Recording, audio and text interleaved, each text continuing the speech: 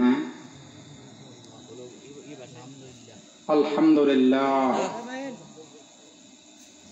রাত 10টা বাজে তাই না কয়টা পর্যন্ত কয়টায় মোনাজাত দিলে আপনারা খুশি বলেন আমি যতক্ষণ থাকি একজন বলছে সম্মানিত হাজেরিন যাক শুকরিয়া আলহামদুলিল্লাহ আমি আপনাদেরকে বেশি কষ্ট দেওয়ার চেষ্টা করব না ইনশাআল্লাহ যেহেতু দিনী মাহফিল এখানে আসছি আমরা এখানে বসে থাকলে বাবাজিরা শুধু লাভই হয় তাই না কথা ঠিক না বে ঠিক বলেন লস আছে লস নাই দেয়ার ইজ নো লস এনে কোনো লস নাই লস হলো আপনার নাটক থিয়েটার এগুলির ভিতরে আমাদের এলাকায় বাবাজিরা লোকজন আরো আসছিল সবাই আসার সুযোগ হয় নাই ঠিক না আমরা মুসলিমে কিছুজন লোকজন আসার সুযোগ হয়েছে আল্লাহর দরবারে আমরা শুকরিয়া আদায় করি আলহামদুলিল্লাহ আলহামদুলিল্লাহ আলহামদুলিল্লাহ নাহমাদুহু ওয়া নাস্তাইনুহু ওয়া নাস্তাগফিরুহু ওয়া নু'মিনু বিহি ওয়া নাতাওয়াক্কালু আলাইহি ونعوذ بالله من شرور أنفسنا ومن سيئات أعمالنا من يهده الله فلا مضل له ومن يضلله فلا هادي له ونشهد أن لا إله إلا الله وحده لا شريك له وأشهد أن محمدا عبده ورسوله أرسله بالحق بشيرا ونذيرا وداعيا إلى الله بإذنه وسراجا منيرا فقد قال الله تبارك وتعالى في كلامه المجيد والفرقان الحميد أعوذ بالله من الشيطان الرجيم بسم الله الرحمن الرحيم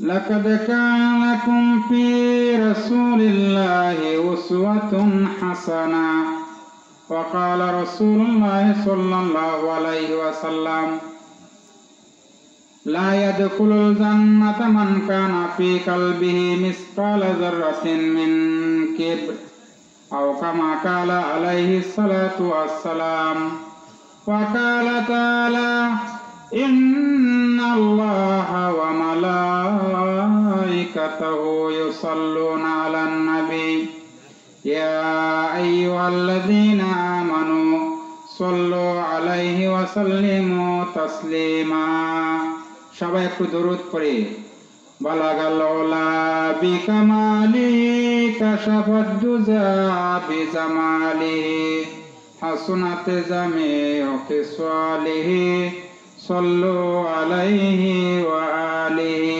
সবাই মহব্বতে পড়ে বালাগাল উলা বিকামালিহি কাশাফাদ দুজা বিজামালিহি হাসনাত জামিউ কিসওয়ালিহি সাল্লু আলাইহি ওয়া আলিহি উহুদের লড়াইয়ে ভেঙেছ দণ্ডান তথাপি রেখেছ জমিনে ইসলাম ভুলে গেছি মোরা তোমারই বিধান নামেতে শুধু মোরা মুসলমান বালাগাল উলা বিকামালি কাশাফাদ দুজা বিসামালিহি হাসনাত জামিউ কিসওয়ালিহি সাল্লু আলাইহি ওয়া আলিহি সম্মানিত উপস্থিতি আজকের অনুষ্ঠানের এই ইসলামী মহাসম্মেলনের পরম শ্রদ্ধেয় সভাপতি আমার সামনে উপবিষ্ট ইসলাম প্রিয় দিন প্রিয় মুসলমান ভাইরা যুবক ভাইরা ছোট ছোট কচি কাচারা পর্দার অন্ত আড়ালে আমার পরম শ্রদ্ধেয় মা ও বোনেরা সবাইকে আবার অন্তর খোলা সালাম জানাচ্ছি, আসসালামু আলাইকুম ওয়া রাহমাতুল্লাহি ওয়া বারাকাতুহু।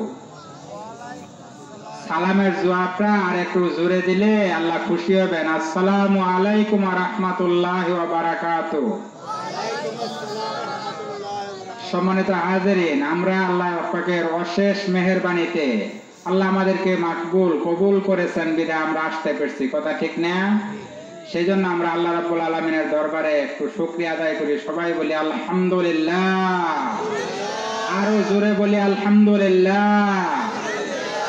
সম্মানিত উপস্থিতি, যারা আমরা আছি এখন আপাতত উপস্থিত, কেউ কেউ হয়তো বাইরে গেছে একটু জরুরতের কারণে, আমরা একটু সবাই আগায় আগায় একটু মিলমিশে আগায় আগায় বসে জিকির শিখে লা ইলাহা ইল্লাল্লাহ, লা ইলাহা ইল্লাল্লাহ, লা ইলাহা ইল্লাল্লাহ, লা ইলাহা ইল্লাল্লাহ, লা ইলাহা ইল্লাল্লাহ, লা ইলাহা ইল্লাল্লাহু মুহাম্মাদুর রাসূলুল্লাহ। সকলে পড়ি সাল্লাল্লাহু আলাইহি সাল্লাম। সম্মানিত হাজিরিন, এই যে একটু জিকির করলাম, এর দাম কত জানেন? আল্লাহর হাবিব বিশ্ব নবী জনাবে মুহাম্মদুর রাসূলুল্লাহ সাল্লাল্লাহু আলাইহি ওয়াসাল্লাম হাদিস শরীফে ইরশাদ করেন, যে ব্যক্তি মান কালা লা ইলাহা ইল্লাল্লাহ মুখলিসান ফি কলবিহি ফাদাখালাল জান্নাহ, যে ব্যক্তি মন থেকে অন্তর থেকে মুহাব্বতের সাথে একবার জীবনে পড়বে লা ইলাহা ইল্লাল্লাহ, এই কালেমাটা যে ব্যক্তি জীবনে একবার স্বীকার করবে, আল্লাহ রাব্বুল আলামিন তাকে অবশ্যই জান্নাতে প্রবেশ করাইবেন। সুবহানাল্লাহ, সুবহানাল্লাহ। তাহলে বাবাজিরা, আমরা জান্নাতি মানুষ একবার ছিলাম, আবার আমাদের লক্ষ্যস্থল কোথায়? জান্নাত, তাই না? এই দুনিয়াতে থাকা যাবে বাবাজি, থাকা যাবে? পারছে কেউ থাকবার? পারে নাই কেউ। আজকে এখানে বসছি, আগেই বলছি, লাভ হচ্ছে না লোকসান হচ্ছে? লাভ হচ্ছে না। আল্লাহর ফেরেশতারা ক্যামেরা করতেছে আমাদেরকে। কোরআন শরীফে সূরা কলমের ভিতরে আয়াত আসছে, মা ইয়ালফিযু মিন কাউলিন ইল্লা লাদাইহি রাকিবুন আতীদ। বান্দা এমন কোন কথা বলে না, এমন কোন কাজ করে না যা আমি আল্লাহ রাব্বুল আলামিন রেকর্ড করে না রাখতেছি। সুবহানাল্লাহ। আল্লাহ যা কিছু করতেছে সব কিছু কি করতেছেন? ডায়েরি করে রাখতেছেন। দুই পাশে দুই ফেরেশতা আছে, আমাদের আছে না? আমরা কি কই ফেরেশতাদেরকে? কেরামুন কাতিবিন বলি, তাই না? আসলে বাবাজিরা, ফেরেশতার নাম কেরামুন কাতিবিন না। কেরামান অর্থ হলো সম্মানিত, কাতিবিন অর্থ হলো দুইজন লেখক, তার মানে দুইজন সম্মানিত লেখক। অর্থ হলো কি? দুইজন সম্মানিত লেখক। ফেরেশতার নাম কেরামুন কাতিবিন না, ফেরেশতাদের নাম নেই। আমরা বলি কেরামুন কাতিবিন, আসলে কেরামুন কাতিবিন না, তারা হলো দুইজন সম্মানিত, দুইজন সম্মানিত writer. They writing what we do every day. আমরা প্রতিদিন যা করতেছি সব তারা ডায়েরি করতেছেন। কিয়ামতের ময়দানে আল্লাহ রাব্বুল আলামিন আপনার সামনে, আমার সামনে এই ডায়েরিটা খুলে দিবেন, বলবেন, আল্লাহ ইকরা কিতাবাক, তোমার আমল নামাটা বান্দা তুমি নিজেই পাঠ করো। আল্লাহ নিজেই বলবে, বান্দা তুমি দুনিয়ার যা করছো, এই যে ক্যামেরা করে রাখা দিছি, আজকে তোমার আমল নামা তুমি নিজেই পাঠ করো। সম্মানিত হাজিরিন, এই যুগে, মোবাইলের যুগে, this is the age of technology, ঠিক না? This is the age of science and technology. এটা হলো বিজ্ঞান এবং প্রযুক্তির যুগ। আমাদের মাননীয় প্রধানমন্ত্রী এটাকে ডিজিটাল যুগ ঘোষণা দিচ্ছে, ঠিক না? এই ডিজিটাল যুগে, this is the age of science and technology, এই যুগে ক্যামেরা করে 100-200 বছর পরে বাবাজি দেখা যাবে না এই ফটো। তাহলে আমি আপনাদেরকে বলতে চাই, আজকে একটা মোবাইলের মাধ্যমে ক্যামেরা করে যদি আপনি 100-200 বছর পরে আপনার ছবি দেখতে পান, আল্লাহ কেন পারবেন না আপনার আমার ছবিটা ক্যামেরা করে রাইখা কিয়ামতের ময়দানে পেশ করে দিতে? আল্লাহ কি পারবেন না? আলাইসা যালিকা বিকাদিরিন আলা আইয়ুহইয়াল মাউতা। আপনাকে আমাকে আল্লাহ কবর থেকে মৃত ছিলাম যে এই মৃত মানুষটাকে জীবিত কইরা আপনাকে হাসরের ময়দানে এই যে হুজুর আলোচনা করে গেলেন হিসাব দেওয়ার জন্য, আল্লাহ কি আমাদেরকে আবার একত্র করবেন না? অবশ্যই করবেন। সেদিন হিসাব না দিয়া কি পার পাওয়া যাবে বাবাজি বলেন? পার পাওয়ার কোন উপায় আছে? এই দুনিয়া যেমন থাকার জায়গা না, কেউ পারে না এবং কেউ পারবেও না, সবাইকে একদিন চলে যেতে হবে। তাইলে আজকে এই যে দেখেন, আমি সর্বপ্রথম আল্লাহ রাব্বুল আলামিনের দরবারে শুকরিয়া আদায় করি এবং ওই বাচ্চাদেরকে ধন্যবাদ জানাই, অভিভাবকদেরকে, ওই বাচ্চাদের অভিভাবকদেরকে মোবারকবাদ জানাই যারা আজকে আয়োজনটা করছে। সংক্ষেপে বললাম, এই বাচ্চারা তো বাবাজি আজকে এই কাজ করার কথা ছিল না। এরা এই যুগে যা চলে আপনারা জানেন, ওরা তো একটা নাটক, সিনেমা বা গানের আয়োজন করার কথা ছিল, তা না করে ওই যে আপনারা দেখেন যেখানে যেখানে গানের আওয়াজ মানে অনুষ্ঠান করে এমন হার্টবিট দিয়া মাইক ছাড়ে, কব্বরের মধ্যে যেটা হইয়া রয়েছে ওইটাও জিন্দা হইয়া যাবার চায়। কথা বলেন ঠিক না বেটি? কব্বরে যেটা হইয়া রয়েছে ওইটাও জিন্দা হয়ে যাবার চায় ওদের আওয়াজের সুরে। আজকা তো বাচ্চারা ওই কাজ করার কথা ছিল, তা না করে এখানে আপনার আমার নাজাতের উসিলা করে দিচ্ছে একটা ব্যবস্থা করে। কিভাবে? কথাতে যুক্তিতে আসি বাবাজি, তাইলে বুঝবেন। আল্লাহ রাব্বুল আলামিন সবকিছু আমাদের রেকর্ড করে রাখতেছেন। আমরা যা কিছু করতেছি জীবনে সব রেকর্ড হয়ে যাচ্ছে আপনার সামনে, আমার সামনে। এই যে আজকে ইসলামী মাহফিলে জলসায় বৈশা আমরা কথা বলতেছি, শুনতেছি, দেখতে দেখতে দেখতে দেখতে যখন আপনার সামনে আমার সামনে এই ক্যামেরাটা এসে যাবে, আল্লাহ রাব্বুল আলামিনের কাছে আমরা বলবো, আল্লাহ জীবনে যত পাপ করেছি আল্লাহ সব পাপগুলি তুমি ক্ষমা করে ওই যে মানকুন একটা ইসলামী জলসার মধ্যে বসেছিলাম, এই খাতিরে আল্লাহ তুমি আমাকে মাফ করে দাও। সুবহানাল্লাহ, সুবহানাল্লাহ। বাবাজি আপনারা বলেন আল্লাহ পারবেন নাকি আমাকে মাফ করে দিতে? এই মাহফিলের উসিলা করেও আল্লাহ তো শুধু উসিলাই খুঁজবে বান্দাকে মাফ করে দেওয়ার জন্য, ঠিক না? কথা বলেন ঠিক না বেঠি? অবশ্যই ঠিক। আর এই যে কথা বলতেছিলাম, এলাকাতে কি বাবাজি লুকিয়ে দিন আরো আসছিল না? আসতে পারলো নাকি মইরা গেছে? না না না, আমরা তাদের জন্য খারাপ দোয়া করব না, খারাপ দোয়া করতে পারি না। আল্লাহ তাদেরকে মাকবুল করেন নাই, কবুল করেন নাই। কবুল করলে আল্লাহ রসুলের চাচা আবু তালিব, রসুল সাল্লামকে এত মহাব্বত করতো আবু তালিব, তাই না? রসুলের চাচা ইসলাম ধর্ম গ্রহণ করার নসিব হয় নাই, ঠিক না?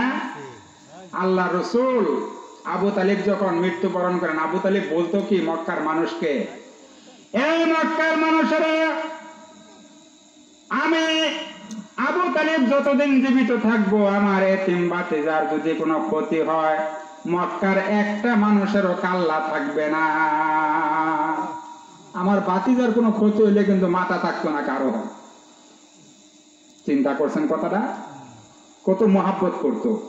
এই চাচা যখন মারা যায়, আল্লাহ রসুল বলেন, চাচা আপনি তো আপনার কওমকে ভয় পাইতেছেন, আপনার কানের গোড়ায় খালি আস্তে আস্তে আমার কানের গোড়ায় একবার খালি লা ইলাহা ইল্লাল্লাহ বইলা দেন, সকলের আগে কিয়ামতের দিন আমি আমার গলায় গামছা লাগাইয়া সকলের আগে আমি আপনাকে জান্নাতে পৌঁছাই দিব। সুবহানাল্লাহ। আবু তালিব বললেন, ভাতিজা আমি তোমার আদর করি ঠিকই, কিন্তু আমি আমার বাপ দাদার ধর্ম ছাড়বার পাইতাম না। আল্লাহ সঙ্গে সঙ্গে আয়াত নাযিল করে দিলেন, ইন্নাকা লা তাহদি মান আহবাবতা। নবী আপনি যাকে ইচ্ছা তাকেই হেদায়েত করতে পারবেন না। হেদায়েতের মালিক কে? আরো জোরে বলেন, হেদায়েতের মালিক কে? আল্লাহ সুবহানাহু ওয়া তাআলা। যাকে হেদায়েত করবেন সেই হেদায়েত পাবে, অন্য কেউ ইয়াহদি বিহি মাইয়াশা। যাকে ইচ্ছা তাকে হেদায়েতের পথ দেখান। জোরে বলেন ঠিক না বেঠিক? ঠিক না? এই যে হুজুর ওয়াজ করলেন, আজকে আপনি ধনী লোক আছেন, কালকে গরিব হয়ে যেতে পারেন, ঠিক না? নদীর এপার ভেঙ্গে ওপার করে, এই তো নদীর খেলা। সকাল বেলার ধনীর তুই, ফকির সন্ধ্যা বেলা। সকাল বেলার ধনীর তুই, ফকির সন্ধ্যা বেলা। জোরে বলেন ঠিক না বেঠিক? শুরুতে ঘটনাটা মনে পড়লো, বলি বাবাজি, অনুমতি দিলে আপনারা বলবো? বলবো। স্বামী আর স্ত্রী বৈশা খাইতেছে, এমন সময় ভিক্ষুক আসছে, আইসা বলতেছে, 3 দিন যাবৎ কিছু খাই না, আমাকে কিছু খাবারের ব্যবস্থা করে দেন। ভিক্ষুক ভিক্ষা চাইছে। স্বামী আর স্ত্রী নতুন বিয়ে করছে মাত্র। আমি একটা রিসালাতে ঘটনাটা পেয়েছি, এটা কোনো কোরআন হাদিসের কোনো কথা না, রিসালাতে পাইছি, আপনারা শুনেন, কথা থেকে শিক্ষা পাওয়ার মতো কথা। এবার স্বামী স্টর্ম, মেজাজ হট হয়ে গেছে গা, নতুন বিয়া করছে, খাবার বইছে, বোনা গোস্ত রুটি খাইতেছে, এমন সময় ভিক্ষুক হাত ছাড়ছে, 3 দিন ধরে খায় না, কিছু খাবার চাইছে। এই না কথা বলার তারপর না, দাপকি মারছে, দাপকি মারার সাথে সাথে ভিক্ষুকটা চলে গেছে গা। এবার এই যে লোকটা ধনী মানুষ, এই লোকটা আস্তে আস্তে গরিব হইতে শুরু করলো। যেখানে ব্যবসা করতো 50 লক্ষ থেকে 60 লক্ষ, 60 লক্ষ থেকে 80 লক্ষ, 80 লক্ষ থেকে 1 কোটি, এইভাবে ব্যবসা লাভ হইতেছিল। ভিক্ষুককে দমক দেওয়ার কারণে আল্লাহ রাব্বুল আলামিন ব্যবসার চাকা ঘুরাই দিয়েছেন। 1 কোটি থেকে 90,000, 90,000 থেকে 50,000, 50,000 থেকে 10,000, 10,000 থেকে 9,000। এবার চাক্কা ঘুরে গেছে গা। এবার এই মহিলা ধনী লোকের মেয়ে এখন তার বরণ পোষণ দিতে পারে না, না দিবার পাইয়া এখন কইতেছে, আমি তোমার ঘরে থাকবো না। বাবাদের কথা বুঝতেছেন? আমি তোমার ঘরে থাকবো না। আমিও যখন পাই না, কেউ যখন ইচ্ছা করে যাবার সেতেছে, জাগা চলে। এইবার এই লোকটা এই মহিলাটাকে তালাক দিয়ে দিল। মহিলাটা বাপের বাড়িতে চলে গেল। ওই যে ভিক্ষুক আইসা ভিক্ষা চাইছিল, এই ভিক্ষুকটাকে আল্লাহ দিনে দিনে ধনী করে দিলেন। এবার এই মহিলার বাবা একটা পুরুষ খুঁজতেছে, ছেলে খুঁজতেছে বিয়ে দেওয়ার জন্য। আল্লাহ রাব্বুল আলামিনের কি হিকমত, কি উসিলা দেখেন।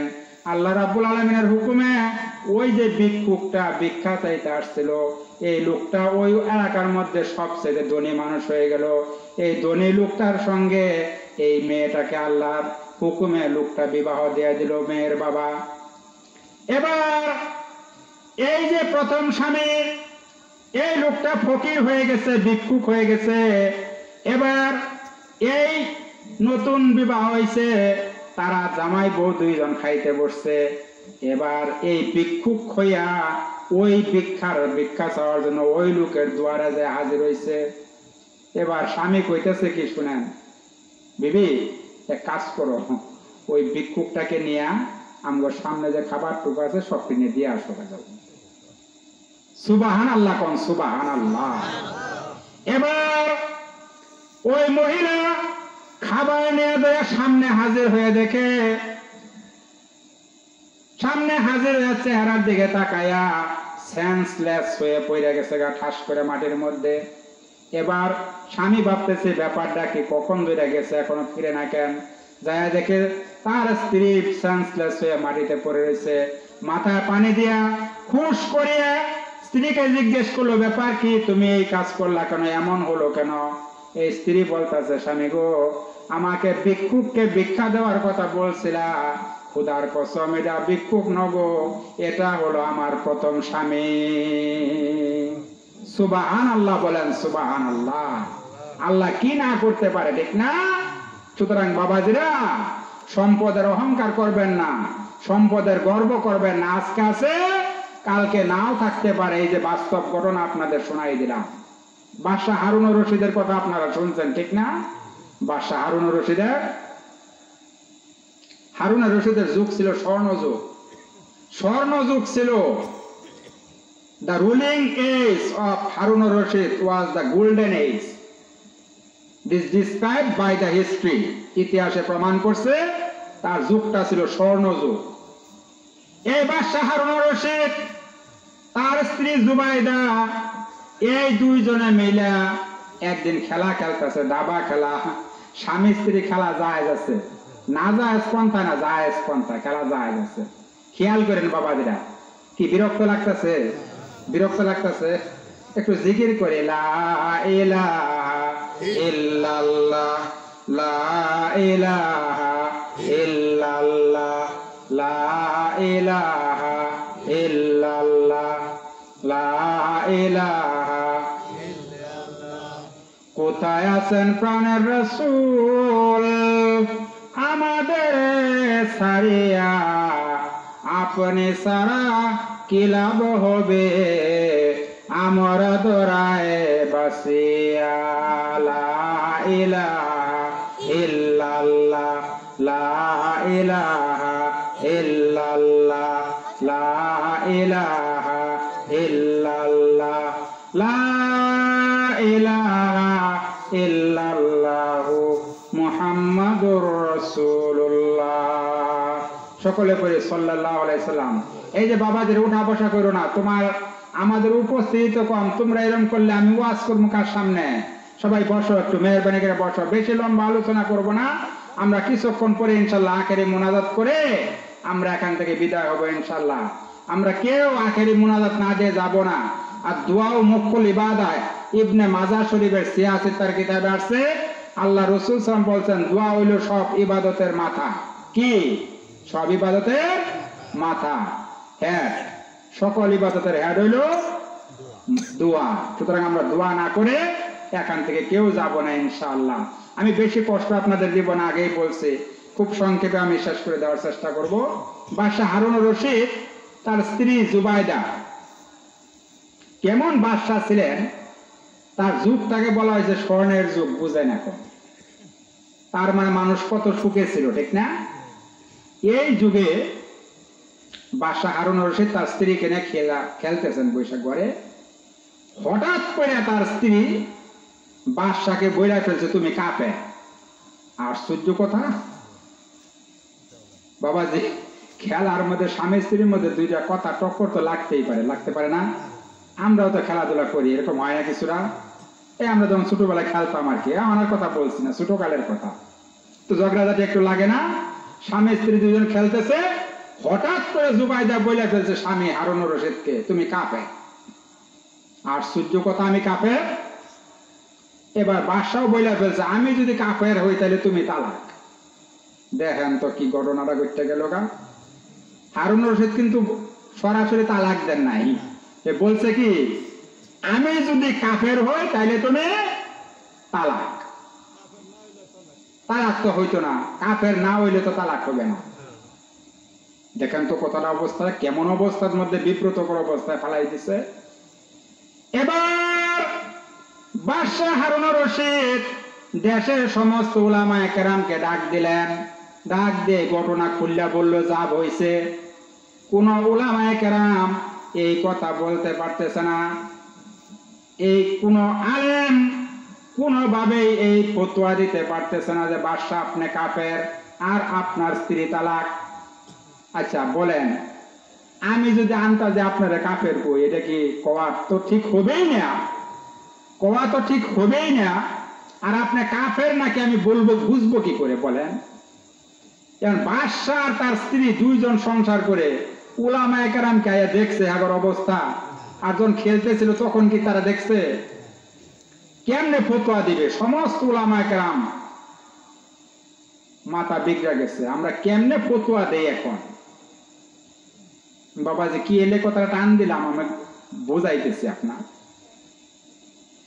এবার উলামায়ে কেরাম বলতেছে বাদশাহ ফতোয়া দেওয়ার কোন সুযোগ আমরা দেখতেছি না এখানে, যে আপনি কাফের আর আপনার স্ত্রী তালাক হয়ে গেছে, আমরা কোনোভাবে এটার সিদ্ধান্ত দিতে পারতেছি না। সাংঘাতিক কথা না বাবাজি? বিষয়টা বুঝতেছেন তো নাকি? এবার ছোট্ট একটা ছেলে, বয়স মাত্র 15 বছর, এই ছেলেটা বলতাছে, বাদশাহ আমি যদি উলামায়ে কেরামকে বলতাছে, হুজুররা, হুজুর সাহেবানরা, আপনারা যদি অনুমতি দেন আমি এইটার ফতোয়া দিতে পারবো। জোরে কোন সুবহানাল্লাহ। বড় বড় সিনিয়র, মোস্ট সিনিয়র উলামায়ে কেরাম সবাই ফেল। 15 বছরের বাচ্চা, এই যারা আজকের মাহফিলের আয়োজন করছে আর কি, এরা তো 15 কম আছে কেউ কেউ। এই 15 বছরের বাচ্চায় কইতেছে উলামায়ে কেরাম করে, আপনারা যদি অনুমতি দেন আমি এটার সমাধান দিবার পাম। জোরে কন্যা সুবহানাল্লাহ। কেমনে? জিজ্ঞেস করছে বাদশারে, বাদশাহ আপনার জীবনে কি কোনো ঘটনা ঘটছে? খেয়াল করেন কথাটা, এমন কোন স্মরণীয় ঘটনা ঘটছে যে ঘটনাটা মানে আপনার মনের মধ্যে হিট করে হিসাবে আঘাত করে? এবার বাদশাহ কইতেছে, তুমি একটা সুন্দর প্রশ্ন করছো। এদিন উলামায়ে কেরাম তো ফেল, ফতোয়া দিতে পারে না, কেমনে দিবে বুঝলেন তো? বাদশাহ কাফের, তার স্ত্রী বলে ফেলছে, আবার বাদশাহ বলে ফেলছে আমি কাফের হইলে তুমি তালাক।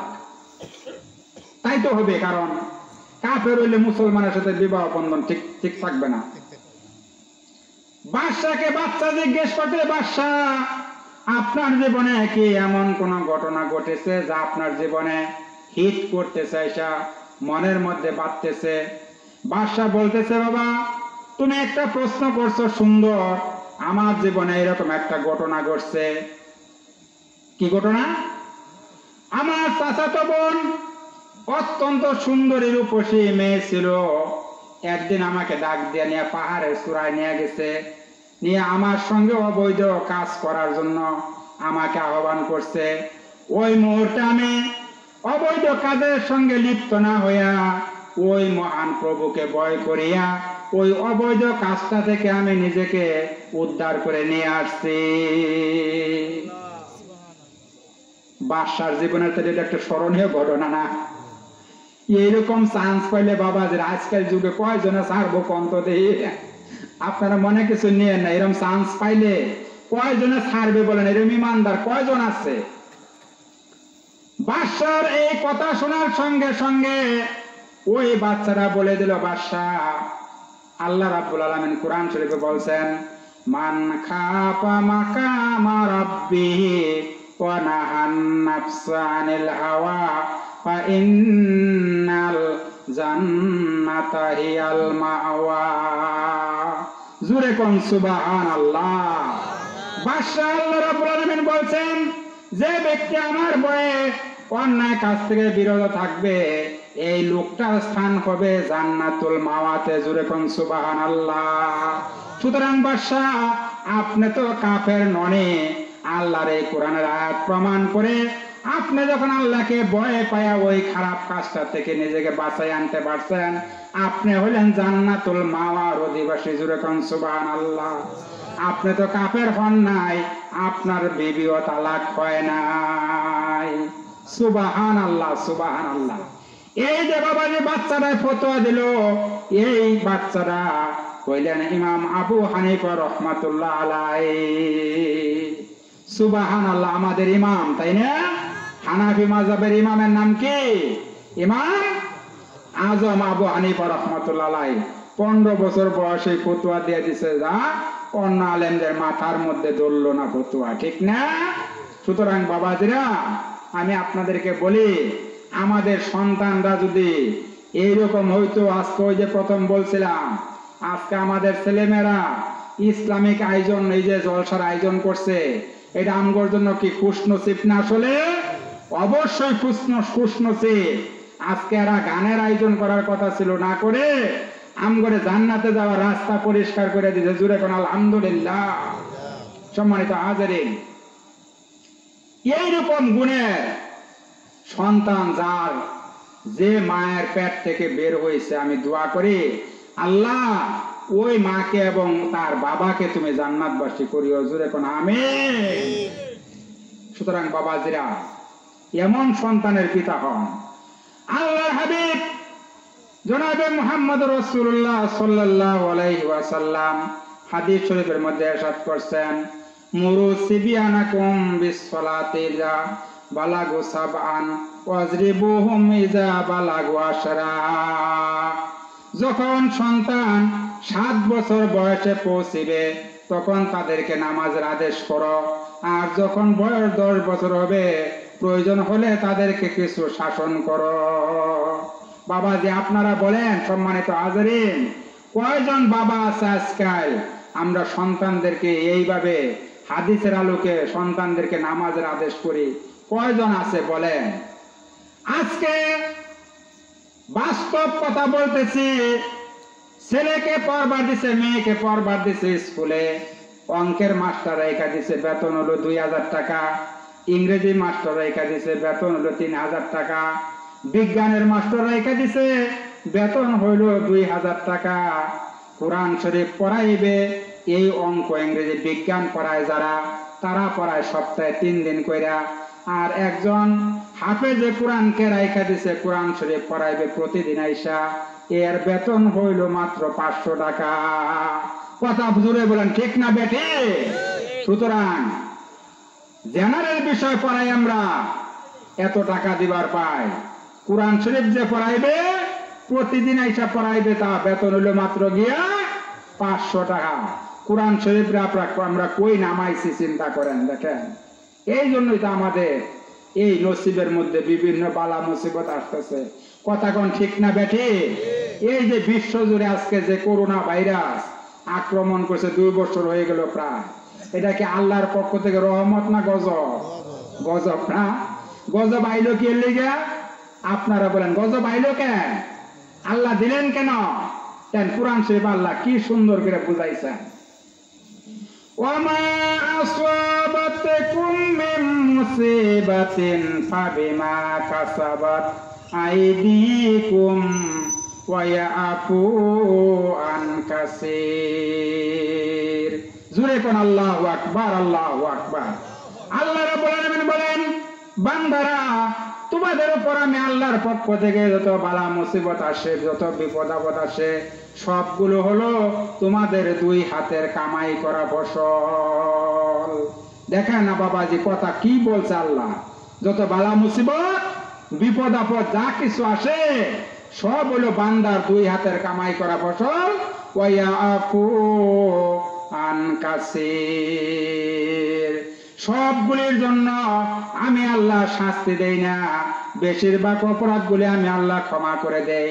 যদি তোমাদেরকে সব অপরাধের জন্য আমি আল্লাহ শাস্তি দিতাম, তাহলে দুনিয়াতে নিঃশ্বাসটুকু নেওয়ার সময়টুকু পেতে না বান্দা। জোরে বলেন, ঠিক না বেঠি?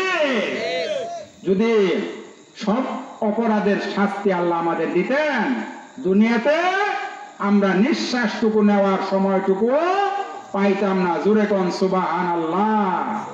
আল্লাহ রাব্বুল আলামিন এত বড় মেহেরবান, তিনি যা ইচ্ছা তাই করেন, যা খুশি তাই করেন। তাই করেন না? এই যে দেখেন সাইক্লোন আসে, টর্নেডো আসে না বাংলাদেশ বঙ্গোপসাগরে, আমরা তখন বলি কি আমাদের সকল প্রস্তুতি সম্পন্ন, সাইক্লোন ঘূর্ণিঝড়ের বিরুদ্ধে বলেন। এই সাইক্লোন ঘূর্ণিঝড় যখন চলে, আমাদের প্রস্তুতি তখন কোনো কাজে লাগে? বাবাজি বলেন তো দেখি, সব উড়াইয়া চুরমার করে ফেলে না? আমরা কিভাবে মোকাবেলা করবো? এইগুলো হলো শিরকি কথা বাবাজি, এগুলি সাইক্লোন ঘূর্ণিঝড়, এগুলো আল্লাহর পক্ষ থেকে গজব। সুতরাং এই গজব থেকে আল্লাহ আমাদেরকে উদ্ধার করুন, সবাই বলে আমিন। বাবাজিরা, আল্লাহ যদি কাউকে বাঁচাবার চায় তাকে কেউ মারতে পারবে? আর যদি কাউকে মারতে চায় তাকে কেউ বাঁচাবার পাবে? ওই যে দেখেন আব্রাহা বাহিনী কাবাঘর ভাঙবার আইছিল, আল্লাহ কিভাবে দেখেন ধ্বংস করছে আবাবিল বাহিনী, আবাবিল দিয়া, তাই না? আব্রাহা ইয়ামেনের বাদশা ছিল, সে দেখলো সব মানুষ হজ করার জন্য ওই কাবাঘরে যায়, খ্রিস্টান বাদশা আব্রাহা ইয়ামেনের বাদশা। সে চিন্তা করলো কিভাবে মানুষকে টার্ন করানো যায় এখান থেকে, অর্থাৎ ফিরিয়ে আনা যায়। সেজন্য সে একটা চিন্তা করলো, সে একটা গির্জা বানাইলো। গির্জা বানাইয়া সারা দুনিয়ায় ঘোষণা দিল, আজকের থেকে ওই কাবাঘরে তোমরা হজ করতে না যাইয়া তোমরা আমার এই গির্জার মধ্যে তোমরা তাওয়াফ বা হজ করতে আসবা। বলেন হে চিন্তা করছে কি আমি গির্জা বানাইলে আমার গির্জা এসে হজ করবে, কাবা ঘরে আর যাবা। খ্রিস্টান মানুষ তো চিন্তা ওইভাবেই করছে। এবার ঘোষণা দেওয়ার পরে কোন মানুষ তো যায় নাই। বাবাজিরা সংক্ষিপ্ত করে বলছে, একজন মানুষ গেছে যাইয়া ভিতরে যাইয়া পায়খানা কইরা চলে আসছে। গির্জার ভিতরে যাইয়া তোয়াফ করবে তো দূরের কথা, পায়খানা করে চলে আসছে। আসার পরে বাদশাহ আব্রাহার গায়ে আগুন জ্বলে গেছে। সর্বনাশ, আমার ঘরকে এইভাবে অপমান করলো, কাবা ঘরে রাখতাম না, যা যা কাবা ঘরে রাখতাম না। হাতি বাহিনী লয়ে রওনা দিছে। আব্দুল মুত্তালিব রসুলের দাদা, কাবা ঘরের তখন মুতাওয়াল্লি। এবার আব্রাহা হাতি বাহিনী লয়ে রওনা দিছে আব্দুল মুত্তালিবের সামনে। আব্দুল মুত্তালিবকে জানাই দিছে, তুমি কাবা ঘরের আশেপাশ থেকে তোমার উট বকরি সবকিছু সরাও, আসতেছি আমি কাবা ঘরকে ধ্বংস করার জন্য হস্তি বাহিনী লইয়া। আইতেছি আমি কাবা ঘর ধ্বংস করবো। কাবা ঘরের মধ্যে যখন লোক আহে, আমার ঘরে আইলো না, কাবা ঘরে রাখতাম না। নাউজুবিল্লাহ। চিন্তা করেন, কাবা ঘর রক্ষার মালিক কে? কে? আল্লাহ না? এবার আব্দুল মুত্তালিব খবর পাইয়া তার উটগুলিকে সরাইতেছে, বকরিগুলি সরাইতেছে। এবার আব্রাহা কইতেছে, আব্দুল মুত্তালিব সাহেব, আপনি আপনার উট বকরি এগুলার চিন্তা করতেছেন, কাবা ঘরের চিন্তা একটুও করলেন না। আমি যাইতেছি বাংবার লিগা। এবার আব্দুল মুত্তালিব বলতেছে, ও আব্রাহা, আমি এই উটগুলির মালিক, আমি আমার বকরির মালিক, কিন্তু কাবা ঘরের মালিক তো আমি না। এই ঘরের মালিক যিনি, উনি উনার ঘরকে হেফাজত করবেন। বাবাজিরা করছে কিনা? করছে না? আরো জোরে বলেন, করছে কিনা? করছে না? আইসা হাতি বাহিনী লইয়া আল্লাহ রাব্বুল আলামিন আকাশ থেকে বোম্বিং করা শুরু করে দিছে। আবাবিল, আবাবিল কিন্তু পাখির নাম না বাবাজি। আপনাদেরকে কিছু নতুন নতুন তথ্য দেয়া যায় আজকে। কেরামুন কাতেবিনের তথ্য দিয়ে গেলাম, আবাবিলেরও তথ্য দিয়ে গেলাম। পাখির নাম আবাবিল না। আবাবিল অর্থ হলো যাকে যাকে। আবাবিল অর্থ কি? যাকে যাকে। আল্লাহ যাকে যাকে পাখি পাঠাইছে, ছোট ছোট পাখি, মুখের মধ্যে একটা পাথরের টুকরা, দুই পায়ের মধ্যে দুইটা, কয়টা হইলো? তিনটা, তাই না? এমন ভাবে মিসাইল যেভাবে নিক্ষেপ করে আজকে আমেরিকা, ব্রিটেন, ফ্রান্স, চীন, জাপান, ভারত যেভাবে মিসাইল ক্ষেপণাস্ত্র নিক্ষেপ করে, ওইভাবে এই ছোট্ট পাখিগুলিকে দিয়া আল্লাহ আব্রাহা বাহিনীর উপরে এমন ভাবে মিসাইল নিক্ষেপ করলেন, একটা মুখের ঠোঁটের মধ্যে যে পাথরটা ছিল পাখির, এইটা মারছে হাতির মাথার মধ্যে, আর দুই পায়ে যে ছিল এই দুইটা মারছে পিঠের মধ্যে। একবারে এক একটা হাতি এমন ভাবে মাটির মধ্যে, গর্তের মধ্যে ঢুকে পড়ছে। আব্রাহা বাহিনীকে আল্লাহ নিশ্চিহ্ন করে কাবা ঘরকে হেফাজত করে ফেলছে। আল্লাহ রাব্বুল আলামিন কোরআন শরীফে এই জন্য বলছেন, আলাম তারা কাইফা ফাআলা রাব্বুকা বিআসহাবিল ফিল। দেখো নাই আমি আসহাবিল ফিল অর্থাৎ হস্তি বাহিনীর সঙ্গে কি আচরণ করলাম আল্লাহ? দেখলা না তোমরা? দুনিয়াবাসী দেখো তাকাইয়া, আল্লাহ কি না পারেন দেখেন। আজকে বাবাজিরা, আপনাদের আমাদের সন্তানদেরকে ইসলামী শিক্ষার দিকে একটু শিক্ষিত করি, কারণ আপনি আমি একদিন অবশ্যই থাকবো না। আপনার সন্তান যদি আপনি দিনের পথে শিক্ষা দিয়ে যান, আপনার সন্তান আপনার মারা যাওয়ার পরে আপনার জানাজা নামাজ পড়াইয়া আপনাকে যখন কবরে নামাইবে, তখন আপনার কবরের সমস্ত আযাব আল্লাহ মাফ করে দিবেন। জোরে কোন সুবহানাল্লাহ। আজকে বড় বড় লেবাস দেখলে, সুন্নতি লেবাস দেখলেই তো আমরা মনে করি এই এই মৌলবীরা কাপড়ের দাম বাড়াইছে, ঠিক না? কি এই যে বলি না, মৌলবীরা কাপড়ের দাম যদি বাড়াই থাকে ঠিকই আছে কথা, তাহলে কাঁচা মরিচের দাম বাড়াইছে কারা? হ্যাঁ, মৌলবীরা কাপড়ের দাম বাড়াইলো, কাঁচা মরিচের দাম বাড়াইলো কারা? আমার এক ঘটনা মনে পড়ছে। আমার এক লোক, পরিচিত মানুষ, সে শ্বশুর বাড়ি বেড়াবার গেছে, মানুষ তো যা মিষ্টি টিষ্টি লইয়া তো হয়ে গেছে কাঁচা মরিচ লই, কারণ মিষ্টির দাম হয়েছে তখন 50 টাকা কেজি, আর কাঁচা মরিচের দাম হয়েছে 150 টাকা কেজি।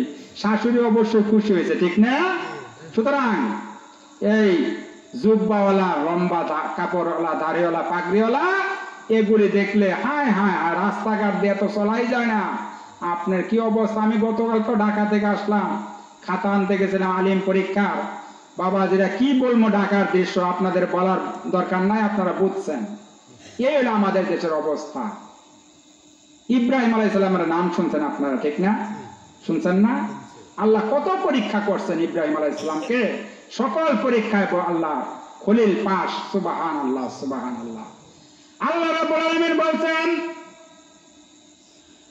ইয ক্বালা রাব্বুহু আসলিম ক্বালা আসলামতু লিরাব্বিল আলামিন। ইব্রাহিম সারেন্ডার করো, ইসলাম গ্রহণ করো। ইব্রাহিম আলাইহিস সালাম বলেন, আল্লাহ কমপ্লিট সারেন্ডার করলাম। জোরে কোন সুবহানাল্লাহ। এই ইব্রাহিম আলাইহিস সালাম মুলকে সিরিয়ার দিকে রওনা দিয়েছেন। বাবা, যেটা কষ্ট হইতেছে, কষ্ট হইতেছে না খারাপ লাগতেছে? আপনারা বললাম শেষ করে দিন ইনশাআল্লাহ। মুলকে সিরিয়ার দিকে রওনা দিয়েছেন দিনের দাওয়াতের জন্য। ওনার জন্মস্থান ছিল ইরাকের বাবেল শহরে। মুলকে সিরিয়ার দিকে রওনা দিয়েছেন। অনেক পরীক্ষা করছেন আল্লাহ, তাকে জানেন। নমরুদের পরীক্ষায় পাশ করাইছেন, পরিবারকে দেশ ত্যাগ করাইতে হয়েছে। বিবি হাজেরা সহ ইতিহাস জানেন। বিবি হাজেরা ওই যে সাফা মারোয়া পাহাড়ে ইসমাইল আলাইহিস সালামকে, এই পরিবার হলো বরকতময় ফ্যামিলি। কার পরিবার? ইব্রাহিম আলাইহিস সালামের পরিবার। কি জন্য? এই পরিবার থেকে যত পয়গাম্বর, সব পয়গাম্বর আগমন করছে। ইসমাইল বংশের আমাদের নবীও জন্মগ্রহণ করছেন, ইসমাইলি বংশে। সুবহানাল্লাহ। এই পরিবারে এই জন্য ইব্রাহিম আলাইহিস সালামকে বলা হয় father of all the prophet. সমস্ত নবীদের বাবা হলেন ইব্রাহিম নবী। কথা বলেন ঠিক না বেটি? মিল্লাতা আবিকুম ইব্রাহিম, তোমাদের পিতার নাম আমি আল্লাহ ইব্রাহিম রাখছি। জোরে কোন আলহামদুলিল্লাহ। আমরা তো জাতির পিতা, জাতির পিতার নাম কি? ইব্রাহিম খলিল। যাক বাবা, যে আমি ওই রাজনীতির দিকে যাব না, ওই বিষয়ে কথা বলা আমার উদ্দেশ্য না। অনেক পরীক্ষা আল্লাহ তাকে পাশ করায়, সব পরীক্ষা পাশ করাইছেন। এবার যাইতেছেন মুলকে সিরিয়ার দিকে। আমি যে কথাটা বুঝাবার চাইতেছি, দাওয়াতে রওনা দিছেন। প্রতিমধ্যে একটা রাষ্ট্র পরে খাজানাই বাজা, ওই রাষ্ট্রের নাম ছিল তখন। এই রাষ্ট্রের রাষ্ট্রপতি ঘোষণা দিছে তার এক মেয়ে ছিল বিশ্ব সুন্দরী, মেয়ে বিশ্ব সুন্দরী। এখন তো প্রতি বছর বিশ্ব সুন্দরী প্রতিযোগিতা হয় বাবাজিরা, ঠিক না? ইসলামের ইতিহাসে অবশ্য আমি 4 জন বিশ্ব সুন্দরী নাম পাইছি। এর মধ্যে একজনের নাম হলো হযরতে সারা, ইব্রাহিম আলাইহিস সালামের প্রথম স্ত্রী। জুড়ে কোন আলহামদুলিল্লাহ। এই রাষ্ট্রের রাষ্ট্রপতি ঘোষণা দিছে, আমার মেয়েকে ওই ছেলে বিবাহ করতে পারবে যেই ছেলেকে আমার মেয়ে চয়েস করবে। এই এলান বাদশা সারা রাষ্ট্রের মধ্যে ঘোষণা করে দিছে। তো বাদশা একটা সিস্টেম করে দিল, কারণ কিভাবে মানুষ আসবে তার দরবারে। তো বললো প্রতিদিন এতজন করে লোক আসবা, আর আমার মেয়ে দেখবে, যাকে আমার মেয়ে পছন্দ করবে তার সঙ্গে আমার মেয়ের বিয়ে হবে। তো যাই হোক, প্রথম দিন আসছে দেশের জমিদার যারা ছিল তাদের ছেলেপেলেরা, জমিদারের ছেলেপেলেরা আসছে বিশ্ব সুন্দরীকে যদি চয়েস করে ফেলে তাহলে বিবাহ করব। জমিদারের ছেলেপেলেরা আসছে। অনেক লম্বা কথা বাবাজি, শর্ট করতেছি। কি জন্য আমি কথাটা বললাম বুঝাবার চেষ্টা করতেছি, বুঝাম আপনাদেরকে সেই কথাটা। জমিদারের ছেলেপেলেরা আসছে, বিশ্ব সুন্দরী রাজ দরবার থেকে বের হয়েছে। বের হয়ে 1 2 3 4 5 6 8 10 20 9 লাইক একটা আমার পছন্দ হয় না, গেট আউট, চলে যাও। এবার জমিদারদের ছেলেপেলেরা চলে গেল। দ্বিতীয় দিনের পালা হইল দেশের মন্ত্রী মিনিস্টার যারা, হ্যাগর ছেলেরা আসছে। মন্ত্রী মিনিস্টার যারা, জমিদারদের পালা শেষ, এবার মন্ত্রী মিনিস্টারদের পালা। দেখেন ঘটনা, মন্ত্রী মিনিস্টারের ছেলেরা আসছে, শীতিকাইটা সুন্দর সুন্দর শীতিকাইটা বিভিন্ন চুলকে কুকরা মুকরা কইরা যতভাবে দেন না, আজকাল আমাদের ছেলেরা কিভাবে চুল কাটে দেন না, বিভিন্ন ভাবে আইটেম কইরা কইরা গুড়ার উপরে সোয়ার হয়ে আসছে। আশা করি এইভাবে আজকে বিশ্ব সুন্দরী আমাদের একজনকে হয়তো চয়েস করবো আজকে। এবার সবাই দাঁড়াইছে সারিবদ্ধ হইয়া, বিশ্ব সুন্দরী রাজদরবার থেকে বের হয়ে আসছে। আইসা 1 2 3 4 5 6 7 8 9 10 নোলাহিক একজন আমার পছন্দ নাই, গেট আউট, তোমরাও চলে যাও। আশ্চর্য ছেলেরা, ব্যাপারটা কি? খালি যে নোলাহিক কই দেয়, ব্যাপারটা কি? মেয়েরাও তো ওই তপকারী বাবাজি, যে তপকার মেয়ে হইলে মন্ত্রীর ফুলাই ফান্ডে কভার পায় নোলাহিক, তাই না? আজকে আমি 150 কুজনের মানুষ, 250 কুজনের কথা কয়ে বইয়া থাকবো, এটা মরণ ছাড়ার কিছু না। আজকে আমাদের দেশের রাষ্ট্রপতি তিনি যদি ঘোষণা দেন কালকে একটা লোক রাস্তায় বের হলে গুলি করা হবে, তাহলে সবাই কথা মানবো, ঠিক না? গুলি খাইয়া নিয়ে আবার মরি, আবার কেউ গড়তে বাইরে হইতো না। আমি যদি কই কালকে একটা লোক রাস্তায় বের হলে সরাসরি গুলি করা হবে, আপনারা মানবেন এই কথা? মৌলভী সাহেব কয় কি? কিন্তু আমি যদি কই 1 ওয়াক্ত নামাজ ছেড়ে দিলে জাহান্নামে যাইতে হবে, এই কথা আপনারা মানবেন? কথা ঠিক, কারণ হুজুর কইছে। এবার রাষ্ট্রপতি সাহেব যদি কয় 1 ওয়াক্ত নামাজ ছেড়ে দিলে জাহান্নামে যাইতে হবে, প্রেসিডেন্ট সাহেব আপনি করেননি, আপনারা প্রশ্ন করে বসে থাকবেন না? অতএব এক একজন মানুষকে আল্লাহ এক একটা মালাকা দিয়ে বানাইছে, এক একটা স্টেজ দিয়ে বানাইছে, ঠিক না? প্রেসিডেন্টকে প্রেসিডেন্টের স্টেজ দিয়ে বানাইছে আল্লাহ, আলেমকে আলেমের স্টেজ দিয়ে বানাইছে আল্লাহ। এই জন্য বাদশার মেয়ে মন্ত্রীর পোলাই পান্ডে নোলাইক হয়ে দিছে। এবার আসছে দেশে বিভিন্ন দেশের প্রেসিডেন্টের ছেলেরা। 3 নাম্বার দিন, যেদিন হাতির উপরে চইরা শা করে আসতেছে, এবং তারা বলতেছে আজকে আমগর মধ্যে থেকে বিশ্ব সুন্দরীর একজনকে চয়েস করতেই হবে। যদি চয়েস করে তাহলে বিয়ে হয়ে যাব, আর যদি চয়েস না করে তাহলে বুঝতে হবে এই বেড়ে জিন্দিগিতে বিয়ে হইতো না। এবার দেশের প্রেসিডেন্ট, বিভিন্ন দেশের প্রেসিডেন্টের ছেলেরা আসছে। সকাল হয়েছে, বিশ্ব সুন্দরী ঘুম থেকে উঠছেন, ওইটা দেখা যায় মুখটা খুব খুশি খুশি, সুন্দর সুন্দর মুখ, হাসি, মুখের মধ্যে হাসি, জুড়ে কোন সুবহানাল্লাহ। বান্ধবীরা ডেকে বলে, কি গো বিশ্ব সুন্দরী, আজকে খুশি খুশি মনে হয়, আনন্দ আনন্দ মনে হয়, মুখটা একটু ফর্সা ফর্সা লাগে, কি ব্যাপার? বিশ্ব সুন্দরী ডেকে বলে, বান্ধবীরা গো, আমি যারে তালাশ করতেছি, আমার মন কয় আজকে ওই লোকটা আমার দরবারে চলে এসেছে। জুড়ে কোন সুবহানাল্লাহ। এবার প্রেসিডেন্টের ছেলেরা সারিবদ্ধ অবস্থায় দাঁড়াইছে। ইব্রাহিম আলাইহিস সালাম ওই রাস্তা দিয়ে চলছেন, চইলা দেহে কাতার করা। ইব্রাহিম আলাইহিস সালাম কয়, কিসের কাতার এটা? একটা কয় বিয়ার কাতার। এবার আল্লাহরে কইছে, আল্লাহ তুমি যদি আমার একটু অনুমতি দিতা, আমি একটু দাঁড়াইতাম এখানে। জুড়ে কোন সুবহানাল্লাহ। আল্লাহর অনুমতি নিয়ে কাজ করলে বরকত হয়, ঠিক না? কথা বলেন, ঠিক না বেঠি? বিসমিল্লাহ বলে কাজ করলে কাজের মধ্যে বরকত হয়। আল্লাহর হাবিব বলছেন, যে সমস্ত মানুষ বিসমিল্লাহকে কাজ শুরু করবে, কিয়ামতের দিন হাউজে কাউসারের 1 গ্লাস পানি তার নসিব হয়ে যাবে। জোরে কোন সুবহানাল্লাহ। এই জন্য আল্লাহর হাবিব মেরাজ করে আইসা হাউজে কাউসার দেখে আইসা মক্কায় খালি বলতেছেন, আল্লাহুম্মা কুলু বিসমিল্লাহির রহমানির রহিম ফারজুকনা লিহাযান নাঈম। মাবুদ, আমি কিন্তু বিসমিল্লাহ বাদ দেই না, আমি কিন্তু প্রতিদিন এক কাজ করার আগে বিসমিল্লাহ বলি। মাবুদ গো, তুমি আমাকে ওই নিয়ামত থেকে বঞ্চিত করো না। জোরে কোন সুবহানাল্লাহ। আল্লাহ জিব্রাইলকে বলে, জিব্রাইল, আমার বন্ধুকে হাউজে কাউসার দেখাইছো, আমার বন্ধু হাউজে কাউসারের লোক সামলাইতে পারে না, মক্কা যে আমার সালাম দাও আর জানাই দাও আমি হাউজে কাউসার আমার বন্ধুর জন্য, আমার বন্ধুর উম্মতের জন্য রিজার্ভ করে ফেললাম। সুবহানাল্লাহ, সুবহানাল্লাহ। ইন্না আতাইনাকাল কাউসার ফাসাল্লি লিরাব্বিকা ওয়ানহার ইন্না শানিআকা হুয়াল আবতার। জান, হাউজে কাউসার তোমাকে দিলাম, তোমার উম্মতের দিলাম। যেরকম সুবহানাল্লাহ। এই জন্য আমি বলি, আল্লাহর হুকুম নিয়ে আল্লাহ নাম নিয়ে কাজ করার আগে আল্লাহ নাম নিয়ে কাজ শুরু করলো, এই কাজের মধ্যে বরকত হয়। জোরে কোন সুবহানাল্লাহ। তার মানে সব কাজের আগে বিসমিল্লাহ বলবার পাবেন না।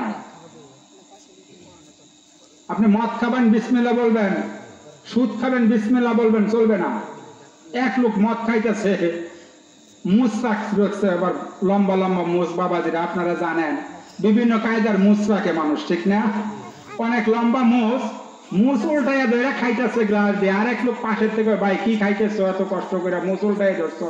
ওই মৌলবীরা কইছে কোনো কিছু খাইলে মুছের মধ্যে লাগলে বলে এটা মাকরু হয়ে যায়, এই জন্য মাকরু থেকে বাঁচবার লেগে মুছ আঙ্গাইয়া ধরছে। চিন্তা করছেন, কারবারটা খাইতেছে কিন্তু মদ হারাম খাইতেছে, মাকরু থেকে বাঁচবার লেগে চেষ্টা করতেছে। চিন্তা করছেন? ইব্রাহিমে খলিল আল্লাহর কাছে অনুমতি, আল্লাহ তুমি অনুমতি দিলে আমি একটু দাঁড়াইতাম। আল্লাহ বললেন আমার অনুমতি যখন চাইছই দাঁড়াও তুমি। এবার এক সাইডে কোনার দাঁড়াই থাকবার কর, কারণ নইলে গেটে বাইরে আবার যাবো গা হুজুর দেখে। জুরে কোন সুবহানাল্লাহ সুবহানাল্লাহ। এবার বিশ্ব সুন্দরী বিবি সারা ঘর থেকে হাসি মুখে বের হইয়া হাতের মধ্যে একটা মালা লইয়া সোজা ইব্রাহিম আলাইহিস সালামের কাছে যাইয়া ইব্রাহিম আলাইহিস সালামের গলার মধ্যে মালাটা পরিধান করাইয়া ডেকে বলে, বান্ধবীরা গো, আমার স্বামী হবে এই তো ইব্রাহিম। জুরে কোন সুবহানাল্লাহ। এবার হাতিওয়ালারা কইতেছে, খারব না তোর মারবে, এ পাগড়িওয়ালা দান মেরা বইছে। আয় মিয়া, পাগড়িওয়ালা কিয়ামতের দিন দেখবেন সবার আগে জান্নাতে যায় বয়ে রয়েছে। জুরে কোন সুবহানাল্লাহ। আজকে টুপিওয়ালা, পাগড়িওয়ালা, লম্বা পাঞ্জাবিওয়ালা দেখলে আমরা নাক ছিটকাই, এটা অবশ্যই অন্যায়। কথা বলেন ঠিক না বেঠে? সুতরাং হযরত সারা ইব্রাহিম আলাইহিস সালামের প্রথম স্ত্রী। জুরে কোন আলহামদুলিল্লাহ। সম্মানিত হাজিরিন, এই কথা দিয়ে আমি এটাই বুঝাবার চাইলাম, আপনি আমি লম্বা জামা পরলে, মাথায় টুপি রাখলে, পাগড়ি পরলে, রুমাল পরলে এক শ্রেণীর মানুষ আমাদেরকে ক্রিটিসাইজ করে, কথা ঠিক না? যারা ক্রিটিসাইজ করে মনে রাখবেন তাদের ভিতরে আসলে ঈমান নাই, তাদের ভিতরে আসলে ঈমান নাই। কারণ ঈমান তো দেখার জিনিস না, ঠিক না? ওই যে স্বাধীনতা যুদ্ধ যখন চলতেছিল আমাদের দেশে, লিবারেশন ওয়ার 1971 সনে, তখন এক পাঞ্জাবি এক বাঙালি রে দইরা জিজ্ঞেস করছে, তুমি হিন্দা হো না মুসলমান হো, বাতাও তুমি কোন হো? এই মিয়া তুমি হিন্দু না মুসলমান? পাঞ্জাবি দেখ কইতেছে বাঙালিরা রে। এবার বাঙালি কইতেছে, মাই মুসলমান হো, আমি মুসলমান। পাঞ্জাবি কইতে, ঠিক আগার তুমি মুসলমান হতো কালেমা বাতাও জোরছে, তুমি যেত মুসলমান কালেমা কো জুড়ে। এবার বাঙালি কইতেছে, লা ইলাহা ইল্লা আনতা সুবহানাকা ইন্নী কুনতু মিনাজ জালিমিন। বাবাজিরা আপনারা কোন আমগর কালেমা কি এই পদে?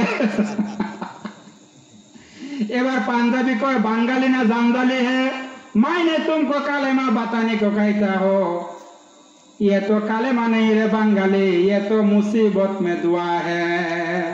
আমি কইলাম তোমার কালেমা কবা, তুমি যে ওই দোয়া কইতেছো যে দোয়া মানুষ মুসিবতের মধ্যে পড়া কয়। বাঙালি কয়, স্যার हम भी मुसीबत में गिरे हैं, আমি তো মুসিবতে পড়াই ওই কালেমা ছাড়ছি, আমি কি এমনি ছাড়ছি? কথা বল ঠিক না বেঠি? আমাদের ঈমান তো ওই পদে।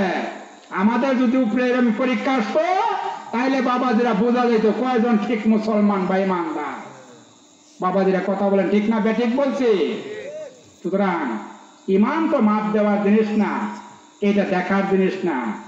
এই যে বাচ্চাদের মধ্যে এই যে ঈমানি চেতনা জাগছে, যুবকরা, আল্লাহর হাবিব বলছেন যুবকরা যখন ইসলামের দিকে আসে তখন ইসলামের জোয়ার বয়ে যায়। জোরে কোন সুবহানাল্লাহ। আমরা এই বাচ্চাদের জন্য দোয়া আশীর্বাদ করি, সবাই বলি নারায়ে তাকবীর, নারায়ে তাকবীর, দিন ইসলাম, দিন ইসলাম, দিন ইসলাম, দিন ইসলাম। সম্মানিত হাজিরিন, যাক রাত 11টা বেজে গেছে, আমি আর কথা লম্বা করব না, কথা খুব সংক্ষেপে শেষ করে দিয়ে আপনাদেরকে না আখেরি মুনাজাত করবো এখন ইনশাআল্লাহ। সবাই বসি, আশেপাশে যারা আছেন সবাই আপনারা মেহেরবানি করে চলে আসেন। আমি আমার কথা বলার শেষ দিকে এসে এটাই উদ্দেশ্য, আমাকে হুজুরও বলে গেছেন হুজুরের কিছুক্ষণ কথা বলবেন। আসলে হুজুর তো আমাকে হুজুর দেখা ঠিক না, আসলে উনি যে বড় মাপের আলেম আপনারা জানেন, রোয়ারসর মাদ্রাসার মোতামিম সাহেব হুজুর, মতিউর রহমান সাহেব হুজুর অত্যন্ত বড় মাপের আলেম। উনি কথা বলেন, উনি যেই মাহফিলে, উনি তো প্রায় সব জায়গাতেই সভাপতি থাকেন আপনারা জানেন, উনি যেখানে যান আমি ওই মাহফিলে যাওয়ার চেষ্টা করি, উনার কথা শুনি। উনি অত্যন্ত দামি কথা বলেন, অনেক লোট ওনার কথা, অনেক ওজন। ওনার কথা মোতাবেক যদি আমরা চলতে পারি, আল্লাহ অবশ্যই আমাদেরকে দিনের রাস্তা সহজ করে দিবেন। জোরে কোন আলহামদুলিল্লাহ। হুজুরকে আল্লাহ হায়াতে তৈয়বা নসিব করুন, সবাই বলুন আমিন। হুজুর বলছেন আমাকে একটু কথা বলার জন্য এবং আখেরি মুনাজাত করার জন্য। তবে আজকে আমি বাবা যে আখেরি মুনাজাত করব না, আপনাদের মসজিদের অর্থাৎ এই বাজারের মসজিদের ইমাম সাহেব আছেন, উনি আখেরি মুনাজাত করবে। আমি তাকে, আমার ছাত্র সে, আপনারা অবশ্যই হয়তো জানেন না, আমারই ছাত্র সে, আমি পড়াইছি আমাদের আব্বাসিয়া মাদ্রাসায়, আমি আব্বাসিয়া কামিল মাদ্রাসা আপনারা জানেন, আমি এখন বর্তমানে সহকারী অধ্যাপক আলহামদুলিল্লাহ। তো আমারই ছাত্র হাসান সাহেব, আমি হাসান সাহেবকে মুনাজাত করবার জন্য বলবো। তবে আমি 2-3টা কথা বলে একবারে শেষ করে দিচ্ছি। আপনাদের জান্নাতে যাওয়ার জন্য হুজুর আমলের কথা বলে গেছেন। আমি হুজুরের কথার সঙ্গে আর একটা কথা নতুন করে আমি যোগ করে আলোচনাটা শেষ করে দিই, আপনাদের কষ্ট হবে? একবারে 2-3 মিনিটের মধ্যে শেষ হয়ে যাবে। আপনাদের সবচাইতে আল্লাহ রাব্বুল আলামিনের দরবারে শুকরিয়ার মাধ্যম জানি আমরা আলহামদুলিল্লাহ, তাই না? আলহামদুলিল্লাহ বলে আল্লাহ খুশি হন। আর একটা আমল আমি জানাই দিয়ে যাই আপনাদেরকে, এই আমলটা আপনারা করবেন। সেটা হলো যখনই সময় পাবেন, চলার পথে বৈশা শুইয়া ঘুমায়া তার জিকির করা যাবে না, আপনারা আস্তাগফিরুল্লাহ আস্তাগফিরুল্লাহ আস্তাগফিরুল্লাহ এই জিকিরটা করবেন। এই জিকিরটা আপনাদেরকে আমি শিখাই দিয়ে গেলাম। ফজিলতটা কি, ওই ফজিলতটার বয়ানটা করে শেষ করবো, 2-3 মিনিট লাগবে মাত্র। আস্তাগফিরুল্লাহ আস্তাগফিরুল্লাহ বলবেন, আপনি দেখবেন মুস্তাজাব দাওয়াত হয়ে যাবেন। জোরে কোন সুবহানাল্লাহ।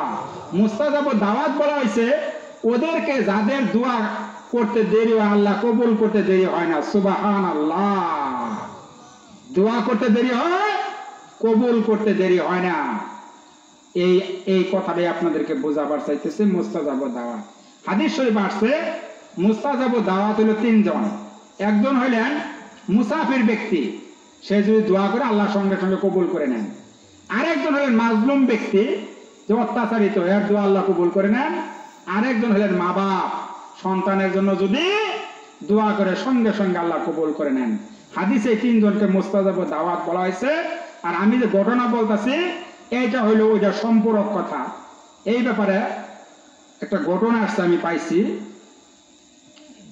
আমাদের মাযহাবের 4 জন বিশিষ্ট ইমাম আছেন, ঠিক না? ইমাম আবু হানিফা রহমাতুল্লাহ আলাইহি, শাফি রহমাতুল্লাহ আলাইহি, ইমাম মালিক রহমাতুল্লাহ আলাইহি এবং আহমদ ইবনে হাম্বল রহমাতুল্লাহ আলাইহি। এই 4 জন। এই আহমদ ইবনে হাম্বল রহমাতুল্লাহ আলাইহির জীবনীতে আসছে, উনি বিরাট বড় মুহাদ্দিস ছিলেন, বিরাট বড় মুহাদ্দিস। ইরাকের বাগদাদ শহরে ওনার জন্ম। বিরাট বড় মুহাদ্দিস ছিলেন, গ্রেটেস্ট মুহাদ্দিস দ্যাট ইজ, ওই সময়ের সবচেয়ে বড় মুহাদ্দিস তিনি। মুহাদ্দিসুদ দাহাব, হাদিস সংগ্রহ করার জন্য বিভিন্ন দেশে নিজে হাইটা আল্লাহ রসুলের হাদিস সংগ্রহ করছেন। মুসনাদে আহমদ তার কিতাবের নাম। এই মুসনাদে আহমদ অত্যন্ত দামি কিতাব। এই মুহাদ্দিসের জীবনীতে আসছে, এইরকম শীতের দিন তিনি একদিন হাদিস সংগ্রহ করার জন্য বের হয়েছেন। এক মসজিদে গিয়ে আসার নামাজ আদায় করছেন। আসার নামাজ আদায় করার পরে বয়স হয়ে গেছে অনেক। দেখবেন বাবাজিরা, বাচ্চাদের শীত লাগে বেশি একটু, আর মুরব্বী মানুষের শীত লাগে বেশি। যুবকদের মানে আমগর মতো বয়স যারা, আমাদেরও তো বয়স এখন হয়েছে, আমার কথা বলছি না, যুবকদের কথা বলছি। এগর গায়ে কিন্তু একটু শক্তি বেশি, কারণ শরীরে রক্তটাও গরম, এখানে শীত কম লাগে, ঠিক না? কারণ ইমাম আহমদ ইবনে হাম্বল রহমাতুল্লাহ আলাইহি বয়স হয়ে গেছে, মুরব্বী মানুষ। এশার নামাজ পড়ে মসজিদে বসে রয়েছেন। কি করবো শীতের মধ্যে, কেমনে বাইর হই কিভাবে? সকালে ফজরের নামাজটা পড়ে তারপরে বাইর হয়ে যায়। এবার নামাজ শেষ, সব মুসল্লি চলে গেছে। ইমাম আহমদ ইবনে হাম্বল রহমাতুল্লাহ আলাইহি মসজিদে বসে জিকির করতেছে। কারণ মসজিদের একজন খাদেম থাকে, তাই না বাবাজি? মসজিদে খাদেম থাকে না? মসজিদে যে ঝাড়ু দেয়, মসজিদ পরিষ্কার করে, আপনিও মসজিদে পরিষ্কার করতে পারেন। আপনিও মসজিদে পরিষ্কার করলে আপনিও সওয়াব পাবেন। আপনি মনে করেন না ওটা আমার কাজ না, আপনি যে মসজিদ পরিষ্কার করে দেন, আপনিও সোয়াব পাবেন, জোরে করেন আলহামদুলিল্লাহ। এবার মসজিদে খাদেম বলতেছে, ও খরুজ মিনাল মসজিদ ইয়া শায়েখ, এ শায়েখ মসজিদে বাইর হন। উনি চিনেন নাই নিজে ইমাম আহমদ ইবনে হাম্বল, ওই যুগের সবচেয়ে বড় মুহাদ্দিস উনি, ওই যুগে। তো ওই লোক চিনবার পাইছে না, না চিনবার পাই এই কথা কইছে। ইমাম আহমদ ইবনে হাম্বল রহমতুল্লাহ কাছে কইছে, বাবা আমি রাত্রিটা মসজিদে থাকি, সকালে ফজর করে যাইগা চলে। হ্যাঁ কয় না, মসজিদে থাকা যাবে না, মসজিদ থাকার জায়গা না, বের হন। বাইরে এসে বাইরে আস্তে আস্তে আস্তে আস্তে সামনের দিকে আগাইছে, যায় একটা বাজার, বাজারের মধ্যে একটা লোকে রুটি বানাইতেছে আর ব্যস্ত আছে। তো ওই লোকটাকে যাই ইমাম আহমদ ইবনে হাম্বল রহমতুল্লাহ বলছে, বাবা তোমার কাছে একটা আবেদন করে তুমি রাখবা। কয় কি আবেদন হুজুর? আমি বুড়া মানুষ, তোমার এই চুলার পাশে বসে একটু আগুন তাপাইতাম, রাত্রিটা কাটাইয়া সকালে ফজরে নামাজ করে আমি চলে যেতাম। তো রুডিওয়ালা কইতেছে, হুজুর এটা একটা কথা হইলো, আপনি আমার চুলার পাশে একটু আগুন থাকবেন, তাতে আমার অসুবিধা কি, আপনি সারা আসবে কাটেন, কোনো সমস্যা নাই। তো এবার দেখেন, খেয়াল করে কথাটা বুঝেন।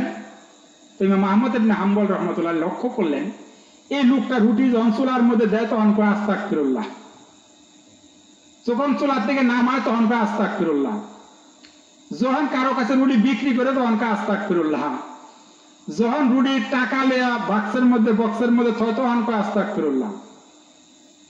এইভাবে দৃশ্যটা লক্ষ্য করিয়া ইমাম আহমদ ইবনে হাম্বল রহমতুল্লাহ বলছে, বাবা এই দৃশ্যটা অনেকক্ষণ দেখে উনি প্রশ্ন করছে লোকটাকে, তুমি যে দেখলাম একটা বিষয়ে তুমি রুটি বানাইতেছো, ব্যস্ত আছো, যা করতেছো সব খাতে খাতে তুমি আস্তাগফিরুল্লাহ কও, ব্যাপারটা কি? এই লোকটা কইতেছে, হুজুর আপনি কিছু মনে নেন না, এই আস্তাগফিরুল্লাহ কই আমি জীবনে যে উপকার পাইছি, আমি আল্লাহর কাছে যত দোয়া করছি সব দোয়া আল্লাহ কবুল করে ফেলছেন। সুবহানাল্লাহ, কোন সুবহানাল্লাহ। আশ্চর্য কথা, সব দোয়া তোমার আল্লাহ কবুল করে ফেলছে। আমি মুস্তাজাব দাওয়াত হয়ে গেছি, মানে আমার দোয়া সব কবুল। সুবহানাল্লাহ, কোন সুবহানাল্লাহ। এবার এই রুটিওয়ালা বলতেছে, হুজুর আমি জীবনে যত দোয়া করেছি আল্লাহ রাব্বুল আলামিন মেহেরবানি করিয়া আমার সমস্ত দোয়াগুলি কবুল করে ফেলছেন, কিন্তু একটা দোয়া আল্লাহ আমার এখনো কবুল করতে পারেন নাই। এই জন্য আমি বারবার ওই দোয়াটা করতেছি, এই দোয়াটা আল্লাহ আমার কবে কবুল করবেন? ইমাম আহমদ ইবনে হাম্বল রহমতুল্লাহ, বাবা সব দোয়া আল্লাহ তোমার কবুল করেন, একটা দোয়া কবুল করছেন না, ওই দোয়াটা কি? তুমি কি দোয়া করো আল্লাহর কাছে আল্লাহ কবুল করেন না? লোকটা বলতেছে, হুজুর আমি শুনছি এই জমানার সবচাইতে বড় মুহাদ্দিস, সবচাইতে বড় আলেম, এই জমানার সবচাইতে বড় মুফতি ইমাম আহমদ ইবনে হাম্বল রহমাতুল্লাহ আলাইহি। আমি রুটিওয়ালা, রুটি বেচা খাই, আমার ইচ্ছা হয়েছিল ওই লোকটাকে একটু দেখবার জন্য, আমার শক্তি হয় না, আমার এতটুকু টাকা পয়সাও নাই যে আমি সেই ইরাকের বাগদাদ শহরে যে ওনার সঙ্গে সাক্ষাৎ করবো। এই জন্য আমি আল্লাহর কাছে বারবার এই মুনাজাত করছি, আল্লাহ তুমি আমাকে ইমাম আহমদ ইবনে হাম্বল রহমাতুল্লাহ আলাইহির সঙ্গে একটু সাক্ষাৎ করার সুযোগ করে দাও। সুবহানাল্লাহ, সুবহানাল্লাহ। ইমাম আহমদ ইবনে হাম্বল রহমাতুল্লাহ আলাইহি লোকটাকে বুকের মধ্যে জড়িয়ে বলেন, বাবা এই দোয়াটাও তোমার আল্লাহ রাব্বুল আমিন কবুল করে ফেলেছেন। আমি হইলাম হযরত ইমাম আহমদ ইবনে হাম্বল রহমাতুল্লাহ আলাইহি।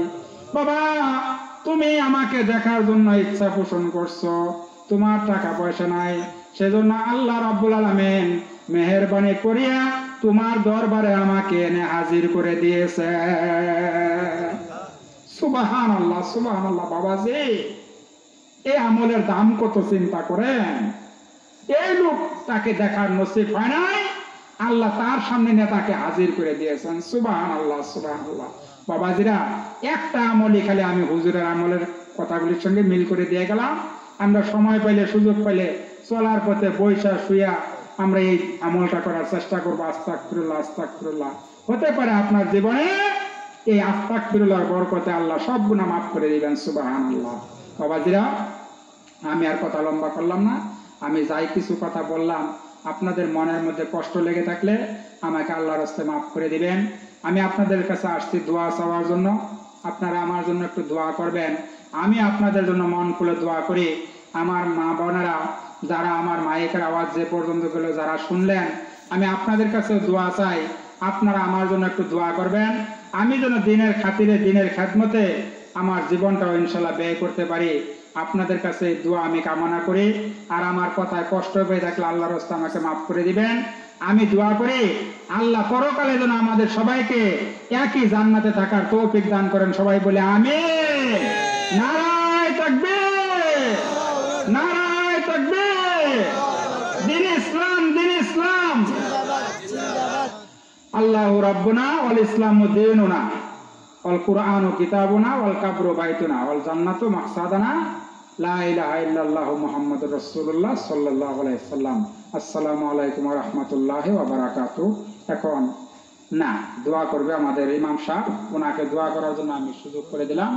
উনি দোয়া করো, আমি আমিন আমিন বলি, কারণ উনি আমার সাথে আমলদারি লোক বেশি। বাবাজি আমার কোনো আমল নাই, আমি আপনাদের কাছে কথা বলছি, আসলে দোয়া চাওয়ার জন্য আসছি, দোয়াটাই চেয়ে গেলাম।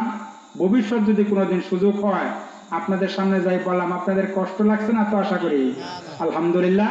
ভবিষ্যতে সুযোগ হলে আল্লাহ যদি আপনাদের খেদমতে হাজির করেন আমি আবার আসবো ইনশাল্লাহ। তবে এখন মুনাজাত করবেন আমাদের এই মসজিদের ইমাম সাহেব হাসান সাহেব, উনি দোয়া করবেন, আমি আমিন আমিন বলি ইনশাআল্লাহ।